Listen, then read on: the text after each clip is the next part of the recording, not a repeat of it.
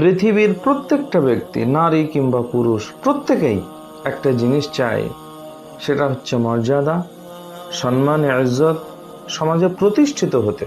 মনে রাখবেন, এই সম্মান, ইজ্জত দুটি বস্তুর মাধ্যমে অর্জন করা যায়। এক নম্বর হচ্ছে, যদি আপনার কাছে অর্থ সম্পদ থাকে, মানুষ আপনাকে সালাম করবে, শ্রদ্ধা করবে, ইজ্জত করবে, আপনার কথায় উঠবে, বসবে, আপনার অনুগত্য করবে। কিন্তু এই অর্থের কারণে যে সম্মান আপনি পেলেন, যে মর্যাদা আপনি পেলেন, এ চিরস্থায়ী নয়। যতদিন আপনার কাছে অর্থ থাকবে, যতদিন আপনার কাছে সম্পদ থাকবে, ততদিন আপনার সম্মান থাকবে। যেদিন এই অর্থ শেষ হয়ে যাবে, যেদিন সম্পদ শেষ হয়ে যাবে, সেদিন থেকেই আপনি সম্মানহারা হয়ে যাবেন।